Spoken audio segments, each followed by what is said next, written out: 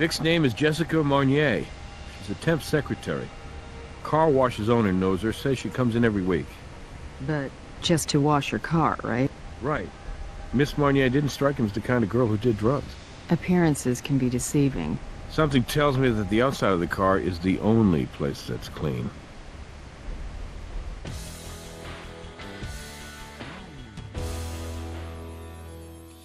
Before we get down to it, what's the status on your partner here? I heard Huntby talk to the sheriff. He did. And the sheriff talked to me about conducting a formal review of our DNA testing protocols. Which I did. Nothing was compromised. But I'm sure that won't satisfy the feds. They can satisfy themselves. We've got more pressing matters to deal with. Right now, let's leave the vehicle where it is. So that means we'll only have full access to the front seats. When we have the coroner pick up the body for autopsy and impound transport the car back to the garage at the lab, we'll be able to finish processing the rest of the car wash. That's the victim's roommate over there, named Veronica Carver. The owner of the car wash called her. All right. Well, I'll run our victim through the database, see if anything pops up. Let's get this done by the book, you two. The surveillance camera's aimed at the car wash's entrance. If it's working, it must have caught our victim driving in. I'll check with the owner.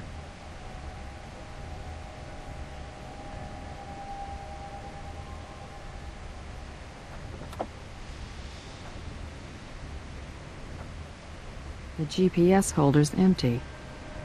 Might still be around here somewhere.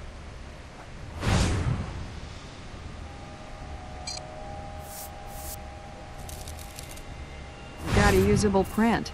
Probably our victims. We better run it anyway.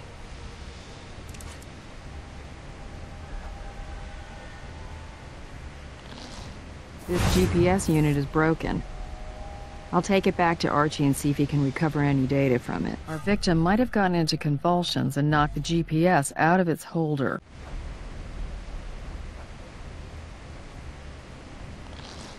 If our victim OD'd, then that may be our murder weapon.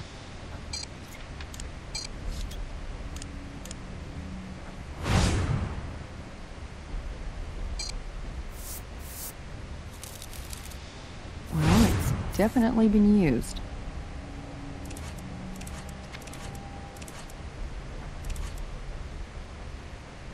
Hello, Ms. Carver.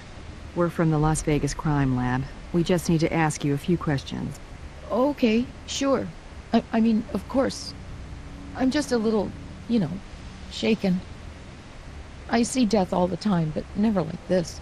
Never someone I was close to.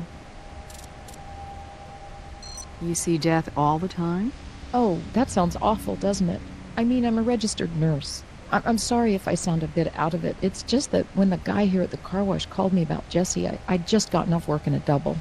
He called me around 9 p.m., by the way, if that's important for you. Drugs? I really don't know. Maybe some pot occasionally. Pot. Never anything else. You know, Veronica, it'll really help if you tell us the whole truth. Okay. I've seen Jesse use cocaine a few times, but just recreationally. This is Vegas, right? Sometimes you do stuff you don't exactly write home about. Yeah, I knew about her little road trips. Jessie told me she liked to come here because she just loved the sound the brushes make as they clean your car. I guess they sound pretty damn good when you're stoned. I wouldn't know. Jessie seemed like she could handle it, But all those drugs... Oh, who was I kidding? I should have done more to try to stop her. I should have tried to help her. But I only tried to mind my own business and pray she got better. Jessie's my roommate. What was my roommate? We live like 10 blocks from here. Just Will. I mean, his name is Guillermo Rice, but everyone calls him Will. He's an old school friend of mine, and he's Jessie's boyfriend. Oh, God, how am I going to tell him about this? Thank you, Ms. Carver. You've been very helpful. Go get some sleep. We'll be in contact if we have any more questions. I'll call down to the coroner's office to arrange for the body to be picked up.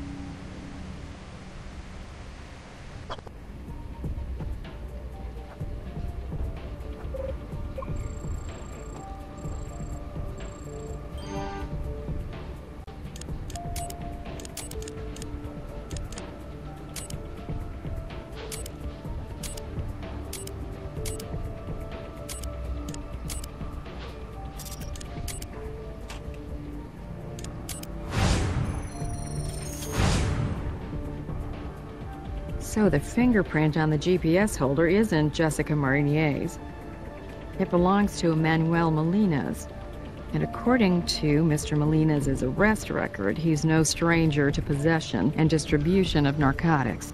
Right now, he's on parole, so we have an address for him. I'll have Brass pay him a visit. I've completed the autopsy on Jessica Marnier. Come on down when you get the chance.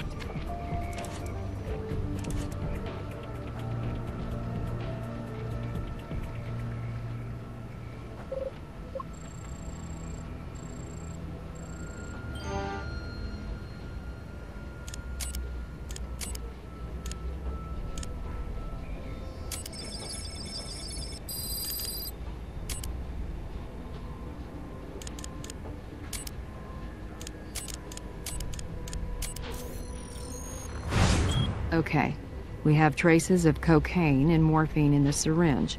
Mixing uppers and downers, particularly two as strong as these, definitely runs the risk of heart attack, seizure, or stroke. That's consistent with the scene we found. We'll just have to confirm COD with Doc Robbins.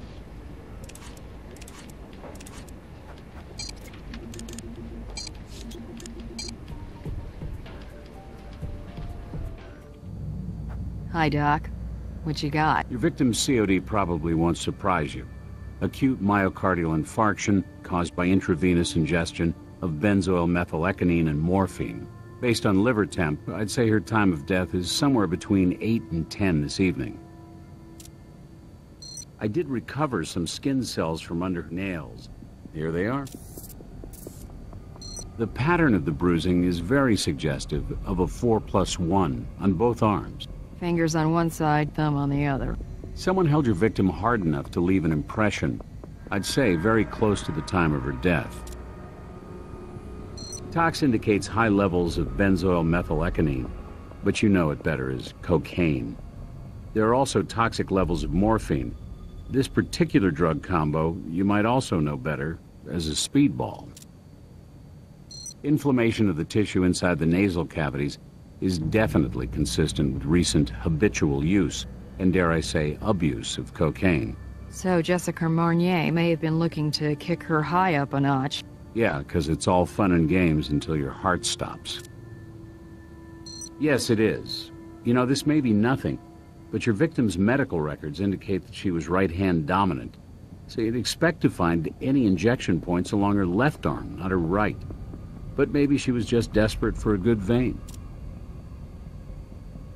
Obviously, I can't say anything with absolute certainty, but what I can say is the bruising and the injection site are not inconsistent with the passenger inside the vehicle around the time of your victim's overdose. That passenger may be Manuel Molina's. We need to talk to him as soon as possible. You're also going to need Jessica Marnier's DNA and prints. Hey, I just thought you should know. Something strange has come up with Agent Huntby. No one can find him. It's been 48 hours, so the feds are asking me to put out a bolo for him. I don't know what's going on, but it's not good. I'll let you know if I hear anything else. Also, we didn't have any luck finding Manuel Molina's at his home address. Got a bolo out on him, too. Impounds delivered Jessica Marnier's car to the garage. I want you to process it very carefully. I also want us to go back to the car wash and make sure we didn't miss anything. Now that the vehicle's gone, we can process the rest of the car wash. Let's take a better look at those brushes.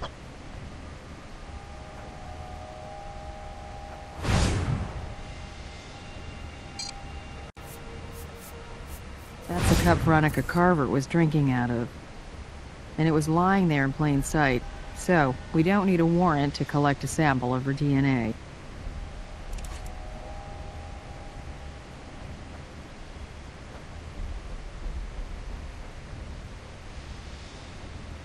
Red fiber. The employees here wear red jumpsuits. I'll see if I can get a sample for comparison. The owner of the car wash has kindly provided us with their surveillance footage. There was only one camera, but it might have picked up something useful.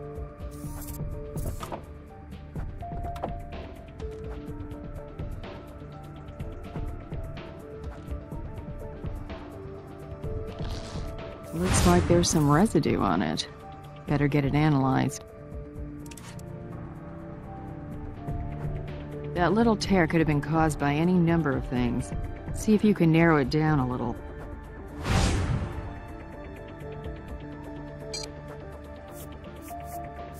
That might give us a clue as to what exactly made that tear. I've got that sample from the red jumpsuits the employees wear at the car wash.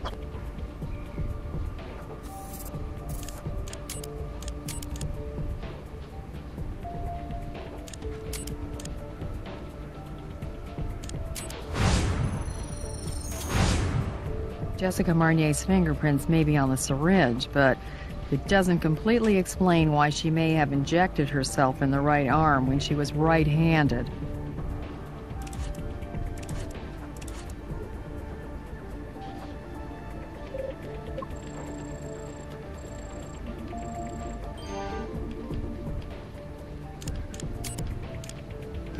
According to the timestamp on the surveillance footage, Jessica Marnier drives into the car wash at 9 p.m.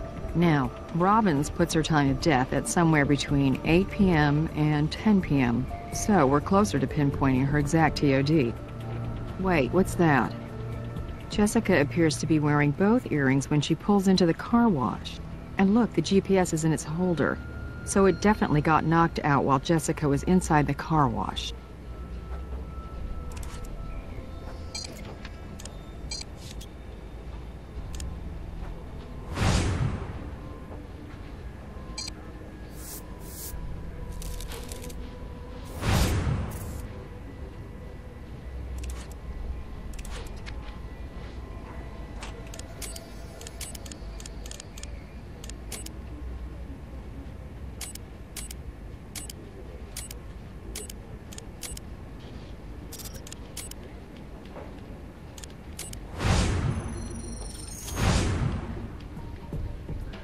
Guillermo Rice. Veronica said they just call him Will, and he's Jessica Marnier's boyfriend. Looks like he's also familiar with narcotics. Mostly misdemeanor possession charges, no convictions. I'm gonna go out on a limb here and predict that the residue in that plastic bag isn't gonna turn out to be baking soda, but let's be totally by the book here and make sure it gets analyzed.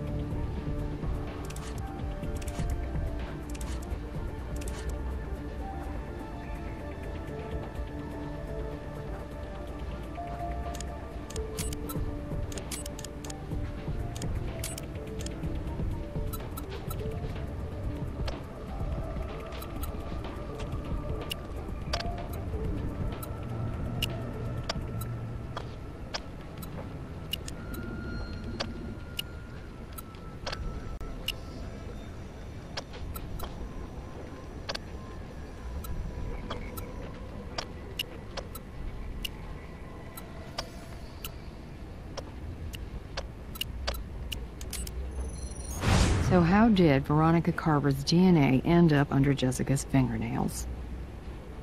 It's probative, but not enough to get a search warrant. We need to dig deeper.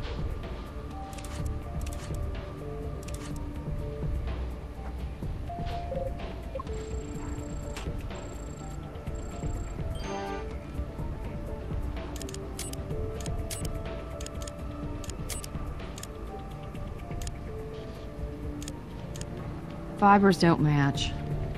You know, the owner told me he just replaced all the brushes in the car wash, so anything on them that isn't from an employee is probably something that was deposited there very recently.